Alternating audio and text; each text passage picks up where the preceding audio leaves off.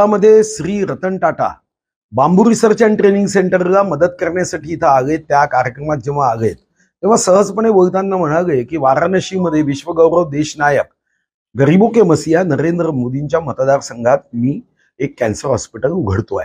तर मी त्यांना विनंती केली, जसं तुम्ही वाराणसीमध्ये उघडत आहात तसं चंद्रपूरमध्येही एक हॉस्पिटल उघडावं। आणि त्यांनी पुढाकार घेतला, त्यांनी अनुकूलता व्यक्त केली। 100 कोटी रुपये CSR मधून देण्याच्या संदर्भात त्यांचे जे अधिकारी आहेत त्यांनी बैठक घेऊन आम्हाला मान्यता दिली। मग राज्य सरकार, खनिज विकास निधी आणि टाटा कॅन्सर हॉस्पिटल म्हणजे टाटा ट्रस्ट यांच्यासोबत आम्ही कॅन्सर हॉस्पिटल उभारण्याच्या कामाची सुरुवात केली।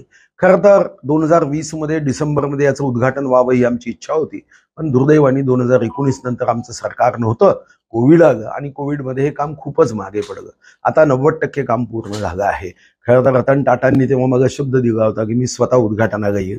आता त्यांची तब्येत थोडी बरी नाही आहे, बघू, पण आम्ही आज 15 ऑगस्टच्या आसपास याचं उद्घाटन व्हावं असा आमचा प्रयत्न होता। त्याचा पहिला फेज याचं उद्घाटन 15 ऑगस्टच्या आसपास व्हावं या दृष्टीने आढावा घेतला, माहिती घेतली, काही यंत्रसामुग्रीची ऑर्डर दिली आहे। 4 जून नंतर रिक्रुटमेंटच्या संदर्भात आपण प्रयत्न करू, धर्मशाळा बांधायची आहे, अजून काही कमतरता आहे त्या पूर्ण करू, रस्ता असेल किंवा त्याच्या संदर्भात फिनिशिंग असेल, पण पहिला फेज हा 15 ऑगस्टच्या आसपास सुरू व्हावा असा प्रयत्न आहे। आजच मी आमच्या ऑफिसला सांगितलं, माननीय मुख्यमंत्री, माननीय रतन टाटाजी, माननीय प्रधानमंत्री यांना पत्र द्या की 15 ऑगस्टच्या आसपास तुम्ही जी काही तारीख द्याल त्या तारखेला याचा पहिला फेजचं उद्घाटन व्हावं।